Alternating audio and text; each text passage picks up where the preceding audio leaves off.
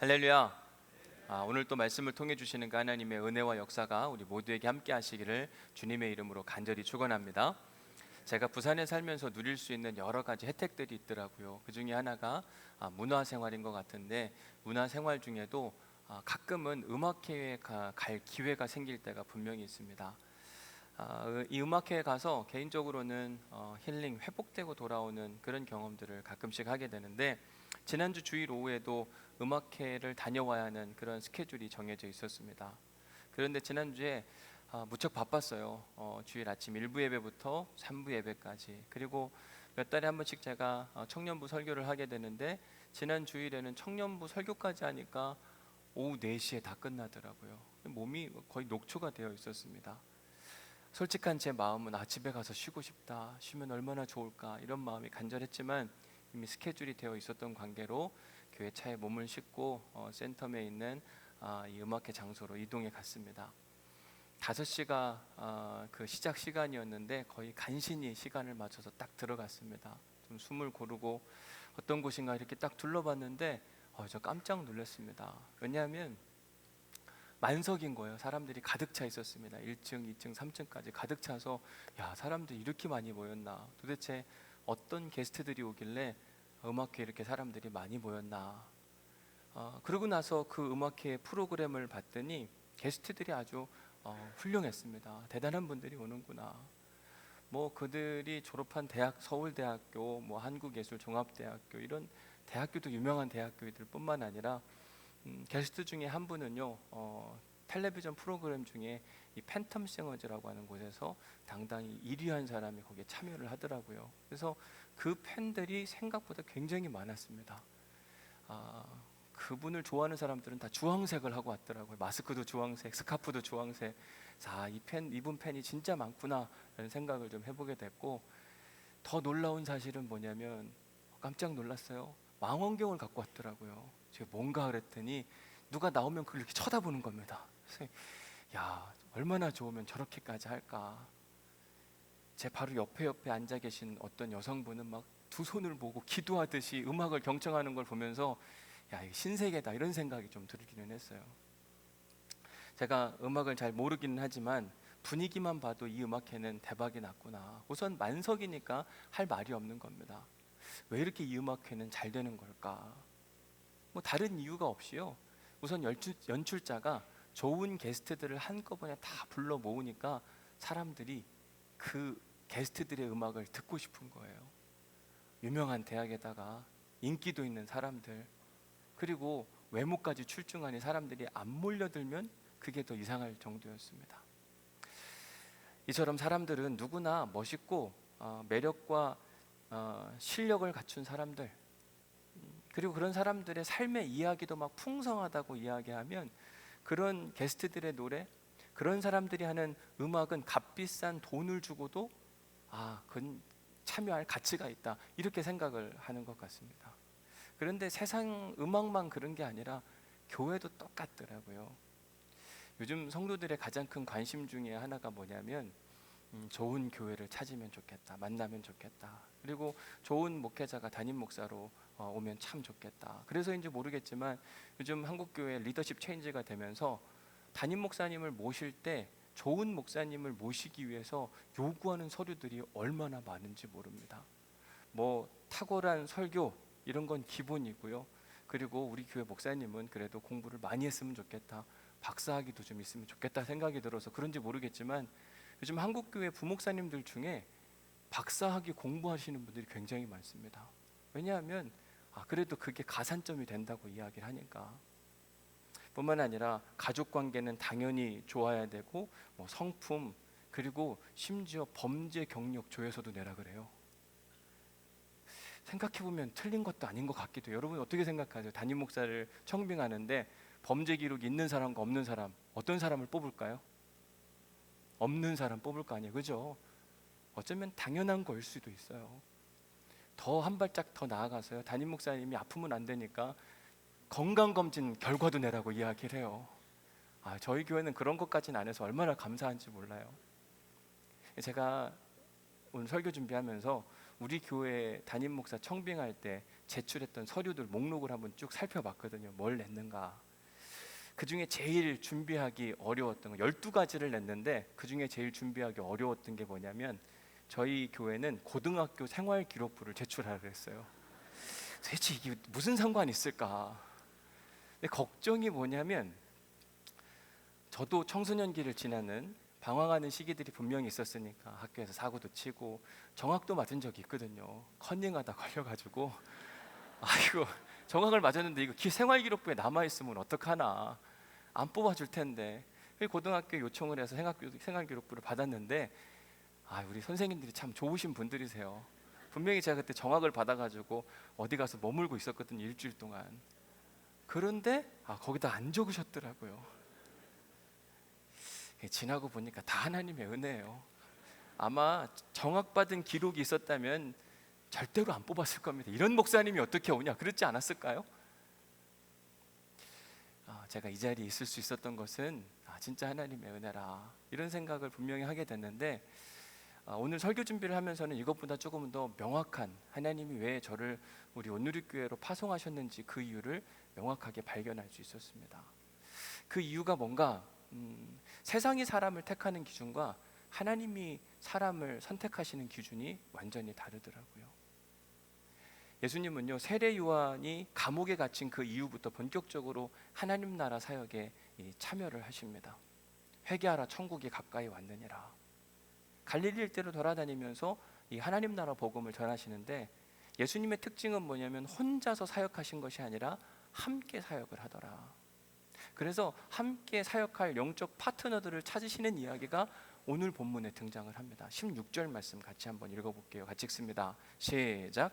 갈릴리 해변으로 지나가시다가 시몬과 그 형제 안드레가 바다에 금을 던지는 것을 보시니 그들은 어부라. 자, 오늘 본문 말씀은요, 예수님이 자신과 함께할 제자들을 선택하는 이야기인데, 어떤 사람이 하나님 나라 일꾼으로서 자격이 있는가. 오늘날 담임 목회자를 청빙하는 것과 비슷한 것처럼 좋은 대학을 졸업하면 좋겠다, 학력을 보는 그런 것도 있을 수 있고, 또 어떤 스펙을 가지고 있느냐, 어떤 자격증, 어떤 경험치가 있느냐, 이런 걸 볼 수도 있고, 뭐 어떤 센스가 있느냐, 외모는 어떠냐, 옷은 어떻게 입냐, 뭐 여러 가지 이야기를 할 수 있기는 하겠으나, 예수님은 세상적인 기준과 관점과는 완전히 다르게 예수님이 제자들을 선택하기 위해서 어디로 가셨는지가 매우 중요해요. 16절에 보면 어디로 가셨다고 되어 있어요? 갈릴리 해변으로 가셨다. 저는 도무지 이 표현을 보고 이해할 수가 없었습니다. 왜 갈릴리 해변으로 가셨을까? 예나 지금이나 정치, 경제, 교육, 문화의 중심, 그 힘은 다 어디에서부터 시작이 되고 어디로 집중되어 있냐면 시골이 아니라, 농촌이 아니라 도심이에요.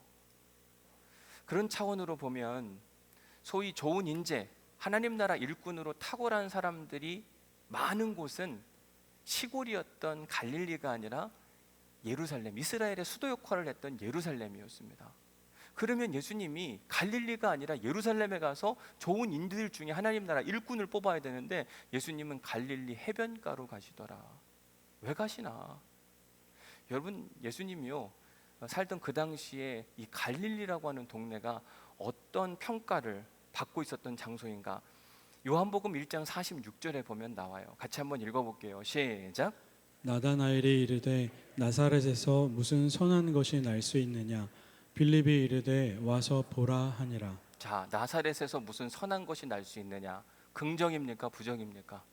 철저하게 부정이에요. 나사렛은 갈릴리 안에 있는 하나의 동네의 이름이거든요. 빌립이라는 사람이 예수님을 만났어요. 그분이 너무 좋고 감사했습니다. 그분을 따르고 싶은 마음이 들었어요. 근데 그분을 보니까 나사렛에서 자라신 예수님이란 이야기를 해요. 그래서 자기가 너무 좋은 나머지 나다니엘에게 소개합니다. 내가 있잖아요, 예수님이란 분을 만났는데 그분은 나사렛 출신이래요. 당신도 그분을 만나면 참 좋겠습니다 라고 이야기했더니, 나다니엘이 한 이야기가 뭐냐면 나사렛에서 무슨 선한 것이 날 수 있다고 그러냐, 볼 필요도 없다. 이게 바로 나다니엘이 했던 이야기예요. 이게 바로 당시 유대인들이 갈릴리를 평가하던 평가 결과인 겁니다. 사도행전 4장 13절에 보면 그들이 베드로와 요한이 담대하게 말함을 보고, 이 두 사람도 갈릴리 사람들이거든요.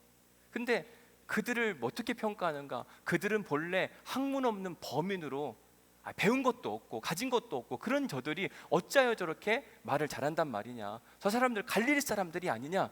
갈릴리가 그렇게 무시받던 동네였습니다.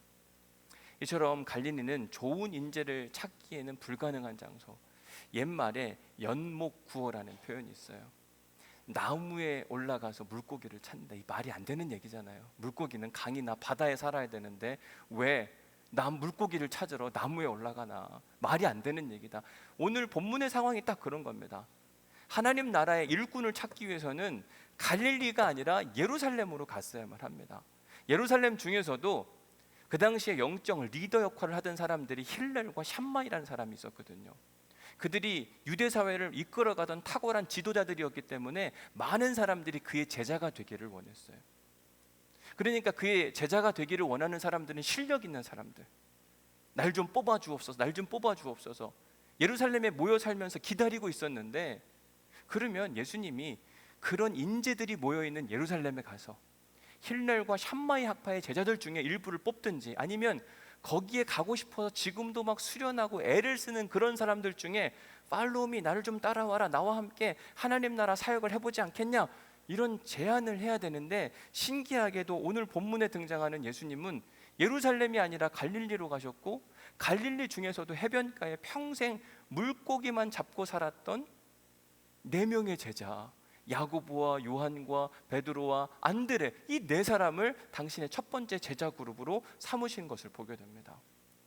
이미 지난 특별 새벽기도의 기간 동안 여러분들에게 이 4명의 제자가 얼마나 부족하고 연약한 게 많은지를 자세히 소개해 드렸어요. 우선 베드로는 성격이 급한 사람, 그래서 그런지 말실수도 많았고 다혈질적이고, 그리고 비교의식이 매우 강했습니다. 그래서 어느 때는 예수님이요, 베드로에게 아주 욕 같은 욕을 하시잖아요. 뭐라 그러셨죠? 사탄아, 내 뒤로 물러가라, 이런 이야기도 하잖아요. 얼마나 실수가 많고 연약한 존재였으면 예수님으로부터 사탄이란 소리까지 드는가. 아니, 그런 제자면 안 뽑아야지 왜 그런 제자를 뽑냐고요. 뿐만 아니라 예수님의 또 다른 최측근이었던 야고보와 요한, 그들 역시 꽤 괜찮은 인생, 매력적인 인생이 아니었어요. 그들을 특징 짓는 몇 가지 표현을 여러분들에게 소개해 보자면, 특권의식, 기회주의자, 다혈질적인 성격, 낮은 자존감, 질투심, 이게 그들의 대명사였어요. 그런 그들의 모습 때문에 예수님은 얼마나 소가리를 했는지 모릅니다. 베드로의 형제 안드레, 그를 MBTI 성격 테스트 결과로 이야기하면서 여러분들에게 그는 I의 형태의 모습을 가지고 있었다, 인트로버전 타입.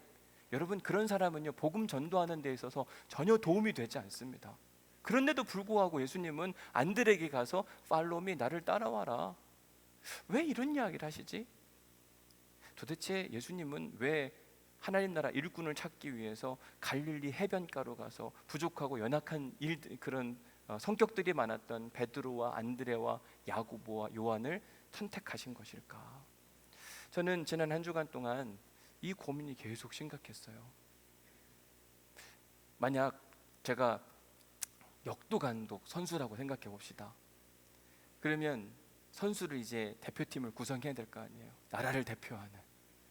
근데 한쪽에 보니까 요지옥 있는 사람들은 근육질에다가 몸 관리도 잘한 사람들이 여기 딱 놓여 있어요. 또 다른 한편에 보니까 얼굴도 진짜 곱상하게 생겼고 뽀얗고 호리호리한 데다가 삽 하나도 제대로 못 들 것 같은 사람이 이렇게 있어요. 너무 극단적이긴 하지만 만약 이렇다고 한다면 여러분들은 어디 가서 인재를 뽑겠습니까? 1번, 2번. 1번. 만약 농구 이야기 해봅시다. 농구 선수 누가 뽑는다고 하는데 한 사람은 막 2m예요. 한 사람은 150cm 이 정도 됩니다. 실력은 그냥 비슷하다고 쳐요. 그러면 키 큰 사람 뽑아요? 키 작은 사람 뽑아요? 농구 잘할 사람을 뽑아야 될 거 아니에요. 키 큰 게 유리하잖아요. 똑같은 상황입니다. 예수님이 사람을 찾는다고 한다면 갈릴리에서 찾는 게 아니라 예루살렘에 가서 찾았어야 돼요. 그런데 신기하게 예수님은 갈릴리 해변으로 가시더니 평생 물고기만 잡은 사람들을 하나님 나라 일꾼으로 삼으십니다. 아니, 모세가 준 율법을 자세히 연구해보고 그걸 가르쳤던 사람들이 어쩌면 하나님 나라에 훨씬 더 적합한 인생처럼 보이기도 할 텐데 왜 예수님은 그런 선택을 하지 않으시고 이상한 선택을 하신 걸까? 저는 지난 한 주간 동안 이게 가장 큰 저의 고민이었어요. 갈릴리 해변으로 지나시다가 왜 거기로 가셨을까? 거기로 가셨을까?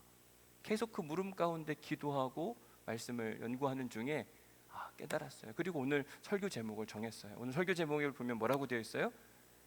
파격적 선택이었다. 예수님의 선택은 남달랐어요. 보통 사람들이 하지 않는 일이었습니다. 그러면 왜 예수님은 그런 선택을 하신 것일까? 오늘 설교의 부제목이기도 한데 그 이유는 다른 무엇이 아니라 예수님의 자신감, 하나님의 자신감이었어요. 자신감 있는 사람은요, 여건과 상황을 탓하지 않거든요. 가끔 사람들을 만나보면 어떤 일을 함에 있어서 열심히 하고 잘하려고 하는 마음은 알겠으나 이건 어떠냐, 저건 어떠냐, 이거는 뭘 해야 되는 거 아니냐, 자꾸 이것저것 요구사항이 많아요. 그러더니 이건 이래서 안 된다, 저건 저래서 안 된다. 또 불평과 불만은 왜 그렇게 많은지 모르겠어요. 근데 진짜 실력자는요, 환경과 여건을 탓하지 않더라고요. 저는 가끔 백종원 씨가 나오는 텔레비전을 볼 때가 있거든요. 왜냐하면 그분이 제 고향 사람이잖아요. 그래서 사투리 듣는 것만도 구수해서 좋아요. 그래, 충청도 사투리는 저렇게 하는 거지. 근데 또 하나 그 프로그램을 보면서 좋은 건 뭐냐면 진짜 실력자 같아요. 옛날에 골목 식당이라는 거 할 때도 되게 재밌게 봤거든요. 안 되는 식당들을 막 잘 될 수 있도록 도와주는 거.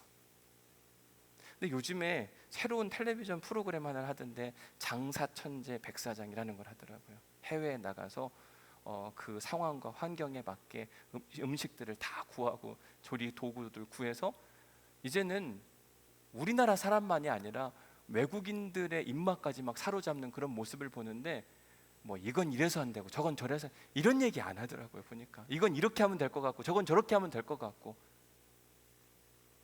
여러분 진짜 실력자는요, 최악의 상황을 최선의 상황으로 만드는 사람이거든요. 근데 오늘 본문에 등장하시는 예수님이 그랬어요. 예수님은 하나님 나라 일꾼을 구하는 데 있어서 좋은 인재들이 가득한 사람들, 그 중에서 뽑아가지고 일이 잘 되는 거, 그건 누구나 다 해요.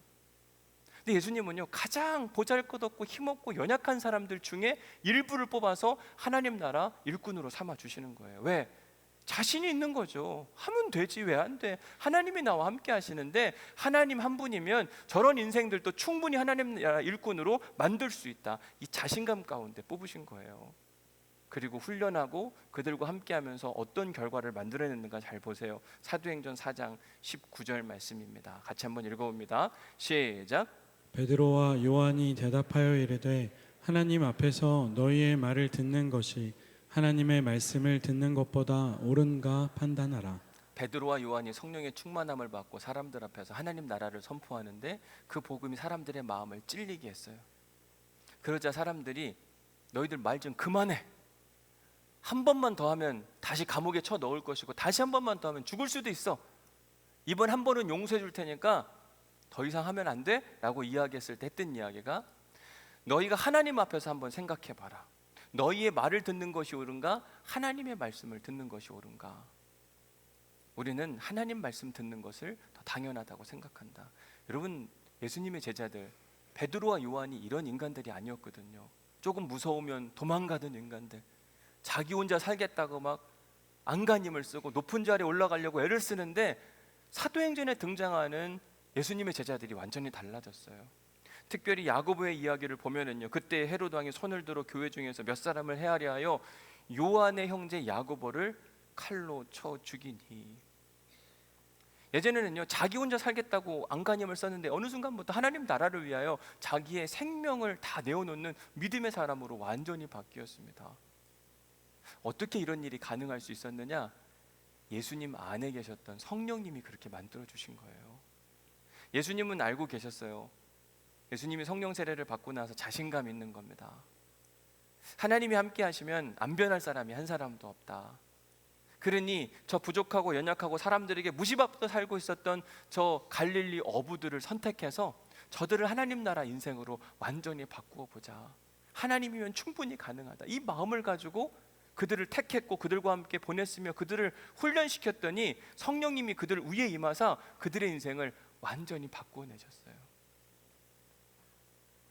맨 처음에 사람들이 그를 선택했을 때에는 깜짝 놀랐어요. 왜 저들을 선택하지? 저거 아닌 것 같은데? 그런데 나중에는 우와, 그래서 그런 거였구나. 아니 어떻게 배운 적도 없고 글도 잘 모르는 사람들이 저렇게 자신 있게 말할 수 있단 말인가. 사람들을 정말 경탄하도록 만들었습니다. 이게 성령님의 비밀이요 역사거든요.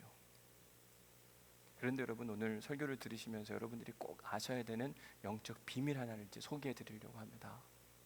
그게 뭐냐면, 하나님이 우리를 당신의 자녀로 선택해 준 사실 역시 매우 파격적인 사건이에요. 동의가 되세요? 하나님이 우리를 선택하셨다는 건 엄청난 도전과 모험이었거든요. 왜냐? 여러분 잘 생각해 보십시오. 자녀가 부모를 선택합니까? 아니면 부모가 자녀를 출산하는 겁니까? 다시 한번 말씀드려 볼게요. 자녀가 부모를 선택할 수 있나요? 아니면 부모가 자녀를 출산하는 건가요? 부모가 자녀를 출산하는 거예요. 그런 차원으로 보면 내가 하나님을 선택한 게 아니에요. 하나님이 우리를 택하신 겁니다. 이게 엄청난 기적이에요. 왜 기적이냐? 여러분들에게 말씀드렸잖아요. 여러분들은 담임 목사님을 청빙한다고 치면 그럴 때 범죄 경력서 있으면 됩니까? 안 됩니까? 범죄 기록 있으면 돼요? 안 돼요? 안 되잖아요. 그런데 하나님이 우리의 기록을 떼어보니 우리의 죄 있습니까? 없습니까? 근데 우리를 자녀로 택하신대요. 파격적 선택 아니에요? 우리는 담임 목회자 뽑을 때 범죄 경력서 있으면 안 돼, 범죄 경력이 있으면 안 된다고 이야기하는데, 정작 하나님은 우리를 죄인임에도 불구하고 사랑하시고, 하나님은 우리가 죄인이었을 때 십자가에 당신의 아들 예수 그리스도를 못 박으셨거든요. 이게 얼마나 대단한 일이에요. 하나님이 우리를 선택했다는 건 파격적인 일이에요. 놀라운 일입니다. 이것이 은혜인 거예요. 바울이 이런 이야기를 해요. 내가 원하는 바 선은 행하지 아니하고 도리어 내가 원하지 않는 바 악을 행하는도다. 자기가 살아보니까요, 정말 하나님이 기뻐하시는 일, 선, 사람들이 응원할 만한 일, 그런 일들을 하고 싶은 마음이 있는데 어느 순간 나도 모르게 내 삶은 하나님이 기뻐하지는 않는 일로 막 가고 있다. 이게 솔직한 자기 고백인 거예요. 근데 어쩌면 이게 우리의 모습이기도 한 겁니다. 여러분, 우리는 예쁘게 말 잘하고 싶잖아요. 근데 입에서는 막 뭔가 나가잖아요. 그렇죠? 이놈의 입은 왜 그렇게 됐는지 모르겠다. 왜냐면요, 우리가 죄인이라서 그래요. 그런데 그런 우리도 하나님이 우리를 사랑하신다는 거예요. 바울이요, 이런 일들이 계속 반복되니까 이런 고백을 합니다. 오호라, 나는 곤고한 사람이로다. 아주 견고하고 죄악에 찌든 사람이로다. 이 사망의 몸에서 누가 나를 건져낼 수 있을까? 어느 누구도 이 일을 할 수가 없다. 디모데 전서에서는 자기 자신을 표현해서 뭐라고 이야기했냐면, 나는 죄인 중에 괴순이라. 그런데 그런 자신을 사랑하시고 그런 자신을 위하여 하나밖에 없는 아들을 내어주신 그 하나님의 은혜 너무 크다, 감사하다. 이게 사도 바울의 고백이거든요. 저는 이 바울의 고백에 100% 동의해요. 제가 무슨 자격이 있어서의 문제가 아니라, 실력을 갖춰서가 아니라, 하나님이 저를 전적으로 사랑하고 아끼시기 때문에 제 안에 얼마나 탐욕과 이기심과 질투심과 낮은 자존, 이런 일들이 얼마나 많은지 몰라요. 그럼에도 불구하고 이 자리에 서서 설교해야 되는 순간순간마다 늘 힘겹습니다. 그런데도 하나님이 이 자리를 맡기시고 세워주시는 것, 정말 은혜더라고요. 그런 나 같은 자신을 위하여 하나님께서 당신의 아들 예수 그리스도를 십자가에 못 박으시고 우리를 향하여 너는 내 아들이라, 내가 너를 낳았도라, 걱정하지 마라, 내 아들은 내가 책임진다 말씀하신 하나님의 은혜가 너무 감사한 거예요. 저만의 고백이 아니라 아마 우리 모두의 고백일 거라고 분명히 믿습니다. 하나님이 우리를 선택하신 건 파격적인 선택이에요. 그리고 우리를 자녀 삼아주신 것도 하나님의 그 크신 은혜요 자신감인 겁니다. 왜 하나님이 저를 우리 부산 온누리교회 담임 목사로 파송하셨는가? 그것 역시 하나님의 자신감. 내가 박성수 목사를 부산 온누리교회 맡기면 이 부산 온누리교회 영적 상태면 부족하고 연약하고 컨닝해서 정확당한 목사조차 품어 안을 수 있는 교회 확실히 맞다. 하나님이 여러분들을 믿어주신 거예요. 그 절 여기서 파송하신 거더라고요. 저는 그 사실을 알고 나서 너무 감사하고 고맙다. 하나님 감사합니다. 고맙습니다. 그리고 여러분들한테도 다시 한번 고맙다고 꼭 인사를 드려야 되겠더라고요. 저를 받아주셔서 감사하고 품어 안아주셔서 감사하고 기다려주셔서 감사하고 이해해주셔서 감사하고 감사해요 정말. 그리고 앞으로도 잘 부탁드릴게요. 하나님이 맡겨주신다. 이건 얼마나 큰 은혜인지 모릅니다. 오늘 2부 예배를 마치고 제가 1층에서 인사를 하고 3층으로 쭉 올라가는데 사랑부에 자녀를 두신 권사님이 그 이야기를 하셨어요. 제가 2부 예배 때도 그 얘기 했거든요. 여러분들의 배우자, 여러분들의 자녀들, 왜 나한테는 이런 배우자를 주셨나? 나한테는 이런 자녀를 주셨나? 하나님이 맡길만 하니까 주셨다.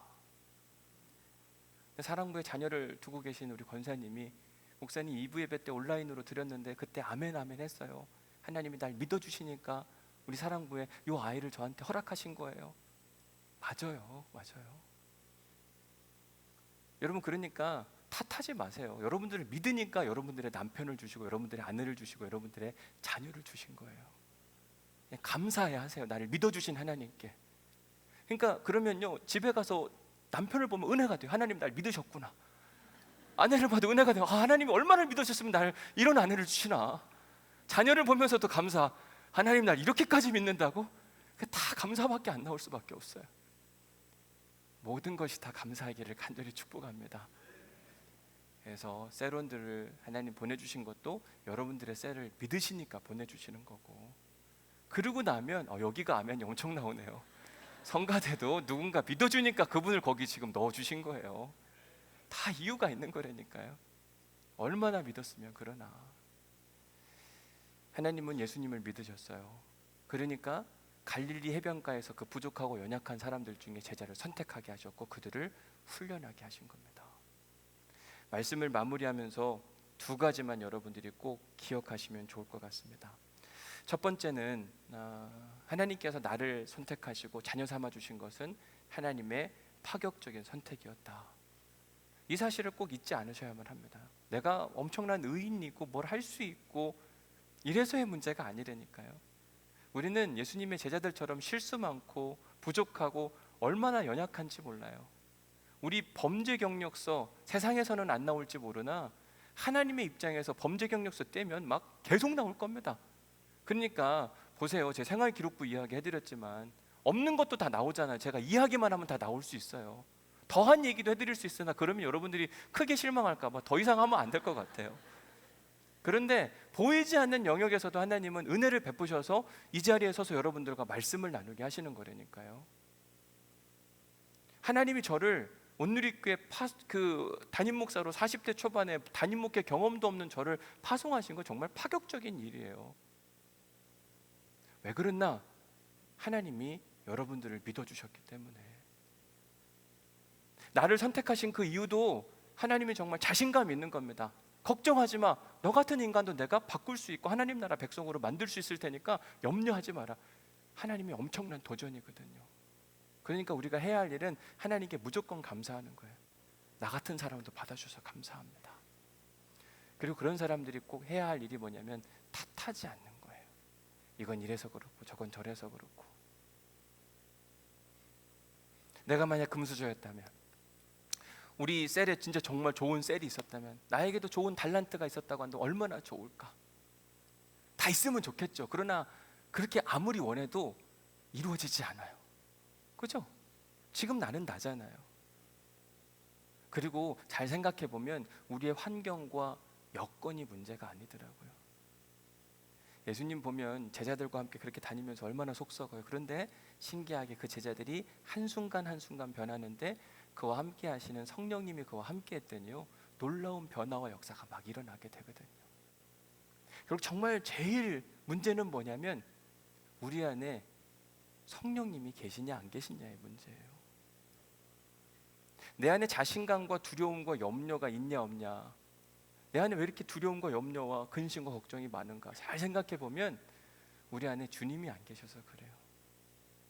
저도 이렇게 목회를 하다 보니까 많은 성도들과 함께 목회를 해야 되는 일이 어느 때는 쉽지 않더라고요. 감사하고 좋은 일도 있으나 다 서로 의견이 달라요. 요구하는 바도 다릅니다. 어떤 분은 이렇게 얘기하기도 하고, 어떤 분은 이렇게 이야기하기도 하고, 어떤 분은 이렇게 이야기하기도 하고, 어떤 분은 이렇게 이야기하기도 하고, 어떤 분은 저한테 왜 머리를 계속 이렇게 하시냐, 6대4로 하시라, 이렇게 말씀하시는 분도 계세요. 어떤 분은 그냥 그 모습 자체만 이 8대2 요게 제일 은혜가 된다, 이런 분도 계시니까 이걸 어디다 맞춰야 될지 몰라요. 정말 목회가 어렵습니다. 어디 맞춰야 될지 몰라요. 이게 본질이 아닌 것 같은데 이게 왜 자꾸 중요할까? 그런데 그럴 때마다 하나님 앞에 기도해. 하나님, 어떻게 머리를 하는 게 은혜가요? 아니, 하나님의 지혜가 아니면 이게 도무지 해결되지가 않거든요. 이건 이렇게 하는 게 맞는 걸까요? 이건 지금 하는 게 맞는 걸까요? 뒤로 갈까요? 앞으로 갈까요? 정말 선택하고 책임져야 될 일이 많기 때문에 늘 마음의 부담감과 책임감이 있더라고요. 근데 그때 제가 하는 일이 뭐냐면 늘 꾸준히 하나님이 제게 주신 말씀을 읽는 겁니다. 늘 하나님 앞에 지혜를 구하고 하나님의 말씀을 전하는 일. 기도하지 않고는 한 발자국도 못 나가겠어요. 그렇게 한 걸음 한 걸음 걸어왔더니 하나님께서 은혜를 베푸시는데요. 저는 목회를 제가 하는 건 줄 알았어요. 그런데 하나님이 하시는 거더라고요. 신기해요. 오늘 2부 예배 마치고 지난주에 등록했는데 못 만난 교우가 있어서, 근데 그분들이 어디서 오시나 그랬더니 저 멀리 서면 너머에서 오신대요. 그러니까 옛날엔 지리적 개념이 없을 때는 그냥 그런 데서 오시나 보다 그랬는데 이제는 부산 지리를 조금 알겠어요. 서면이 생각보다 엄청 먼 데더라고요. 근데 거기서 우리 교회를 왜 오시나 이해를 못해요. 제가 아까 그래서 물어봤습니다. 도대체 왜 오시는 겁니까? 중간에 수영로도 있으면 수영로는 웬만하면 뚫고 오기가 힘든데 그냥 거기를 다니시지 여기를 왜 오시냐 물어봤거든요. 그랬더니 안 그래도 수영로도 갔다 왔다는 거예요. 그 왜 오셨어요? 그랬더니 목사님이 얘기하셨잖아요. 주님이 하셨다고. 정말 두 부부가 마음이 딱 맞았대요. 이 교회라고 정했다 그러더라고요. 주님이 하시는 거예요, 이게. 그러니까 주님이 하시면요, 두려움과 염려가 잠잠해지더라고요. 주님이 하시니까 생각지도 않게 요 지역만이 아니라 왜 이렇게 멀리서 자꾸 오시냐고요. 주님이 하시는 일들은요, 생각보다 엄청나요. 우리 안에 찾아오는 끊임없는 두려움과 염려, 걱정들 왜 그런가 생각해 보면 우리 안에 주님이 계시지 않아서 그래요. 사랑하는 성도 여러분, 이번 한 주간도 두려움과 염려 가운데 살지 마시고 주님과 함께 평안함을 누릴 수 있기를 간절히 축복합니다. 전 요즘에 일어나는 여러 가지 일들 때문에 참 마음이 아프고 속상한데, 비행기 문 연 그 이야기가 얼마나 회자되고 있어요. 왜 날아가는 비행기 문을 여냐? 두려워서, 얼른 내리고 싶어서. 이게 우리의 심리 상태더라고요. 누구를 비난하고 싶은 게 아니라 그게 우리의 지금 현재 영적인 상태예요. 두렵고 떨리고 스트레스 받고 한 치 앞도 모르는 일들 때문에 불안해하는 그 모습. 오늘 아침에 보니까 어떤 남자가 데이트 폭력 신고했다고 막 살인을 저지르잖아요. 이 말이 안 되는 이야기인데 왜 이렇게 일어나는가? 우리 안에 두려움과 염려와 걱정과 불안이 가득해서 그렇다니까요. 자신감은 다 사라져 버렸어요. 어쩌면 남의 이야기가 아니라 우리의 이야기일 수도 있습니다. 여러분, 주님으로 여러분들의 무너진 자신감과 자존감을 회복하는 은혜와 역사가 있기를 간절히 축복합니다. 충분히 가능해요. 성령님이 함께 하시면 어느 누구와 만나도 상관이 없고 어떤 상황과 마주해도 전혀 문제가 되지 않아요. 여러분, 예수님이 사역을 막 시작하시잖아요. 하나님 나라를 선포하고, 그리고 형편없는 그 4명의 사람들을 막 골라내고 제자 삼아주시고, 근데 그 모든 사건이 언제 일어났는지 아세요? 예수님이 성령 세례를 받으신 다음에 일어난 사건이에요. 결국 예수님은 성령으로 충만해진 상태, 성령의 이끌림 받아 움직이다 보니까 사역에 자신감도 생기시고 세상에 못할 일이 하나도 없다는 걸 그제서야 깨닫으시고 막 쫙 사역을 펼쳐가시는 모습을 보게 돼요. 여러분들도 오늘 예배당 문 밖을 나갈 때 성령님과 함께 가시기를 간절히 축복합니다. 그리고 앞에 놓인 상황들 도망치려고도 하지 마시고 제발 좋은 상황만 허락하여 주옵소서 이런 기도는 하지도 마세요. 그러니까 기도 응답이 안 된다고 생각하죠. 하나님, 이 산을 넘게 하여 주옵소서. 홀로 가지 않게 하시고 하나님과 함께 가게 하여 주옵소서. 그러면 어느 때는 이 산이 여기로 옮겨가 있다니까요. 근데 자꾸 쉬운 길, 여기 돌아가고 싶고 이건 안 왔으면 좋겠고, 그러니까 하나님이 안 계신 것 같고 내 기도는 안 들으시는 것 같고, 전혀 그렇지 않거든요. 하나님이 먼저 우리를 파격적으로 선택해 주셨다. 그리고 우리에게 성령을 부어주심으로 세상에 못할 일이 없도록 만들어 주신다. 마음에 새기고 가시고 그 하나님께 모든 걸 맡기고 그분을 우리의 주인으로 모시고 한 주간 살아갈 수 있기를 주님의 이름으로 간절히 축복합니다. 은혜 받은 말씀 적어보십시오.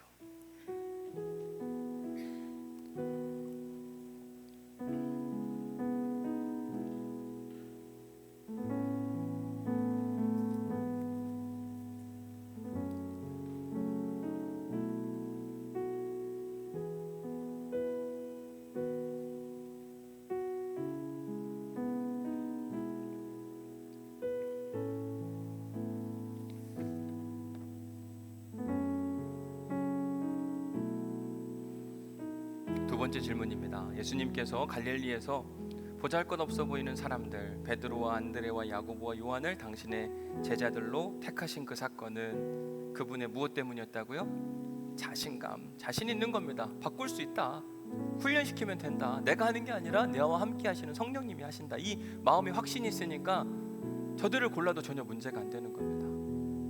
여러분, 지금 우리가 처한 상황 가운데 왜 이런타 저런타 많이 하나 잘 생각해보면 우리 자신감이 없는 거예요.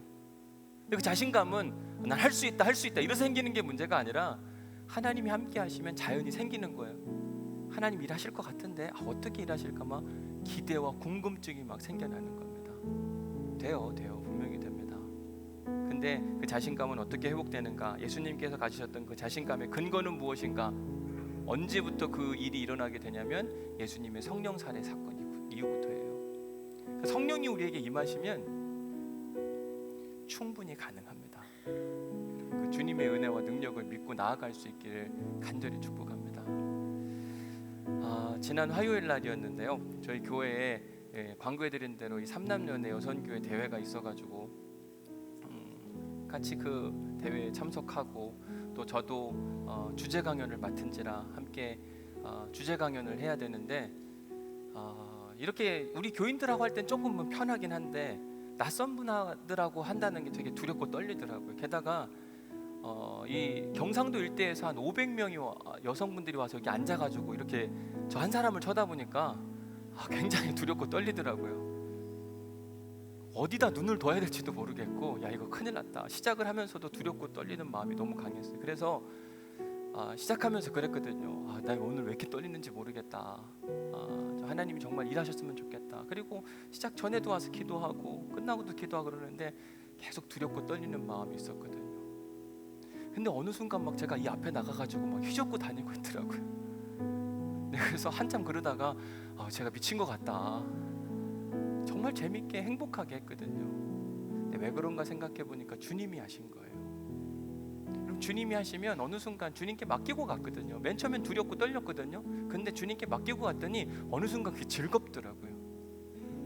하나님이 일하신 흔적들이 막 계속 나타나게 되고, 여러분 두려움이 찾아오는 건 당연한 건데 그걸 이기는 방법은 성령님이 우리를 압도하시는 거예요. 그 주님을 갈급해 하시고 그 주님께 도움을 구하는 우리 모두가 될 수 있기를 간절히 축복합니다. 우리 예수님 목마릅니다 라는 찬양이 있는데 이 찬양을 주님께 올려드리도록 하겠습니다. 예수님 목마릅니다.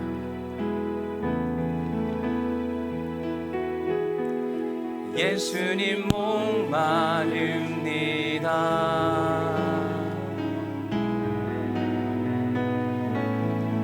오셔서 기름 부으소서.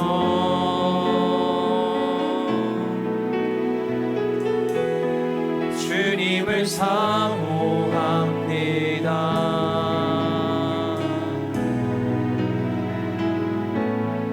오셔서 채워주소서. 다시 한번 해봅시다. 예수님 목마릅니다. 주님 목마릅니다.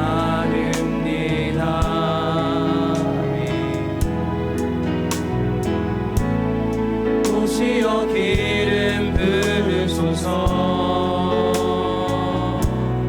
주님을 사모합니다. 주님을 사모합니다.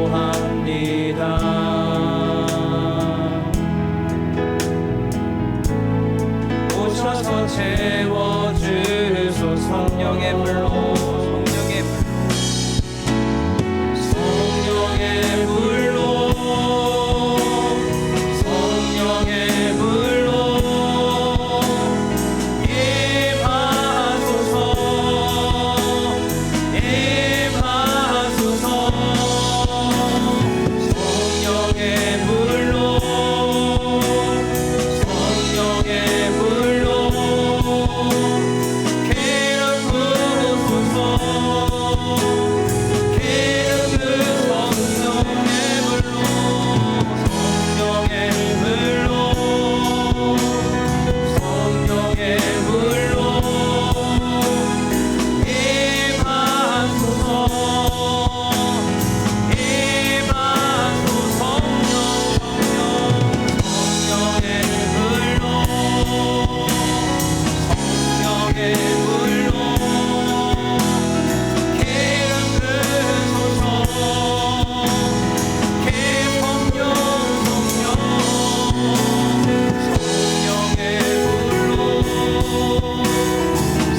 성령의 불로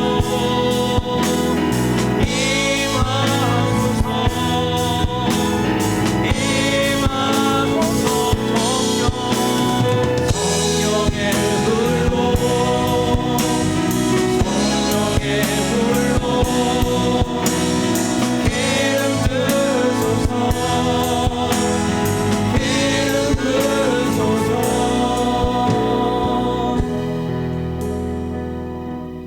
여러분, 성령님이 일하실 때 어떻게 일하시는지를 소개하고 이제 마칠 텐데요. 성령님은 기분이 아니에요. 찬양했더니 막 마음이 고요해지더라. 물론 그것도 성령님이 일하시는 한 영역이긴 한데, 성령님은 가장 강하게 정확하게 이야기하시는 건 뭐냐면 말씀을 통해 말씀하셔요. 오늘 말씀을 듣는 중에 나도 자신감 없는데 성령님이 여러분들의 마음을 터치하시는 거예요. 나 같은 사람도 쓰임 받을 수 있을까? 하나님의 파격적 선택, 하나님이 그렇게 터치하시는 겁니다. 너도 돼, 너도 할 수 있어. 예수님이 그들을 선택한 것처럼 너도 가능한데 나한테 왜 불안과 염려와 걱정이 많은가? 자기 스스로를 말씀을 통해 돌이키겠다면 여러분, 성령님이 지금 여러분들을 터치하시는 거예요. 여러분, 성령님이 일하시는 건 감정이 아닙니다. 잘 기억하셔야 돼요. 감정도 터치하시지만 존 웨슬리 목사님이 회복했던 종교적 회심이 일어났던 건 뭐냐면 로마서 서문을 읽다가 가슴이 뜨거워졌어요. 말씀이 막 깊이 파고 들어오는 겁니다. 그러니 우리가 해야 할 첫 번째는 뭐냐면 말씀을 사모하셔야 돼요. 성령님이 일하시길 소망하고 우리에게 자신감이 생기며 우리의 길을 하나님이 이끌어 주시길 원한다면 오늘 돌아가서 일주일 동안 성경을 한 번도 펴지 않는다고 하는 건 이건 말도 안 되는 거예요. 성령의 감동으로 쓰여진 성경과 함께 하시기를 간절히 축복합니다. 그리고 터치하시면 그걸 붙들고 가는 거예요. 그리고 일하실 것을 믿고 나아가다 보면 생각보다 우리의 지경이 막 넓어져요. 말도 안 되는 일이 일어나요. 막 산이 옮겨진다니까요. 안 될 것 같은데 가능하게 바뀌어지는 역사를 하나님이 만들어 주십니다. 그걸 경험하시길 간절히 축복합니다. 우리 한 번 더 찬양할 때 하나님, 그 성령의 역사가 내 삶에 일어나게 하여 주옵소서. 다시 한 번 더 찬양해 봅시다. 성령의 불로, 성령의 불로 임하옵소서. 성령의 불로, 성령의 불로 임하소서, 임하소서. 성령의 불로, 성령의 불로 기름 부으소서, 기름 부으소서.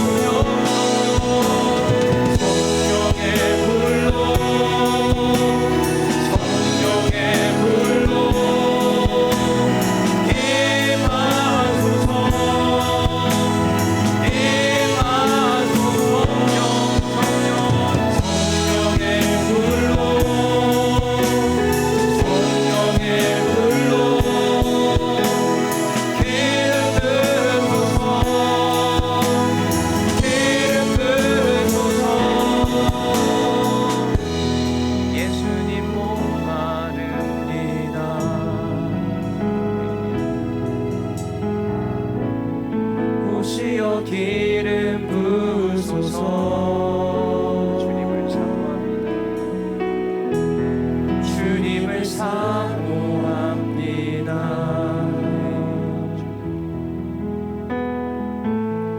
오셔서 채워주소서. 하나님, 주님께 기도합니다. 우리는 목마릅니다. 비행기를 열고 싶은 마음이 그 사람만은 아니었을 겁니다. 지금 우리가 탄 비행기에 인생의 문을 열고 뛰어내리고 싶고 다 포기하고 싶은 사람이 우리 중에 있을지도 모릅니다. 성령님, 어루만져 주옵소서. 주님께서 일으켜 세워주시고 너도 된다, 너도 사랑한다. 갈릴리 해변가에서 탈도 많고 염려도 많은 그 4명을 선택했던 예수님께서 오늘 우리를 선택해 주시니 감사합니다. 사랑한다고 말씀하시니 감사합니다. 주님, 그 주님을 붙들고 일어서게 하여 주옵시고 우리 앞에 놓인 환경과 상황 탓을 하지 않게 하여 주시며 환경과 상황을 뛰어넘어 일하시는 놀라운 하나님의 역사를 경험할 수 있도록 도우시고 축복하여 주옵소서. 평안할지어다.